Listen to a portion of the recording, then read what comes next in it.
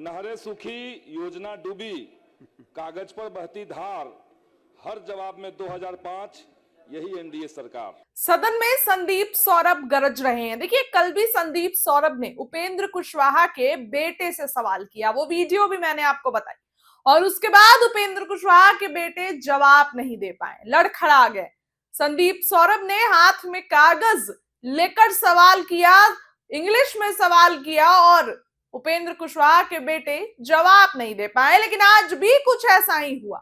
विधानसभा के अंदर एक अजीबोगरीब माहौल बन गया और विपक्ष संदीप सौरभ ने सवाल किया तो सत्ता पक्ष के लोग बैठे रह गए। क्या कुछ हो रहा है सदन के अंदर, जरा वीडियो पर नजर डालिए। नहरें सूखी, योजना डूबी, कागज पर बहती धार, हर जवाब में 2005, यही एनडीए सरकार।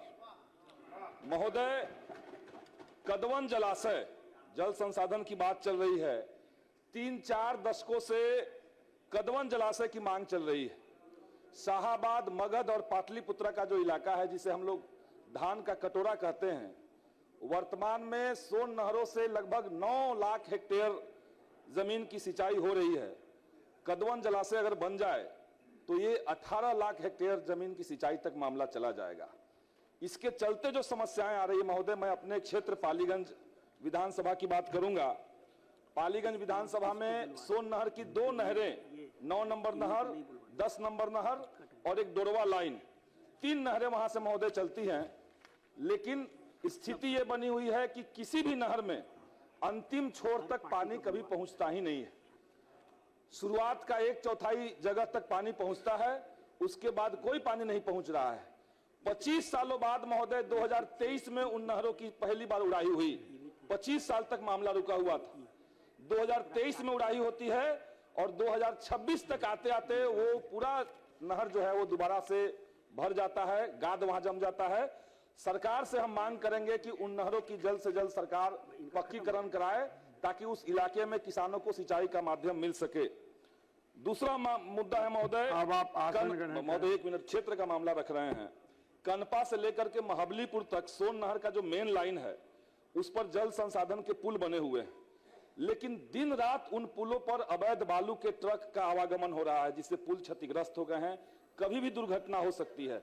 इस संबंध में कई एक बार हम प्रयास किए तो कार्यपालक अभियंता ने सोन नहर प्रमंडल को लिखा, अधीक्षण अभियंता को लेटर, अधीक्षण अभियंता ने मुख्य अभियंता को लिखा, और पिछले 2-2.5 सालों से वो चल रहा है और उस पर बालू का आवागमन कंटिन्यूअस जारी है। उस पर बैरिकेटिंग लगाने की मांग हम लोग महोदय कर रहे हैं।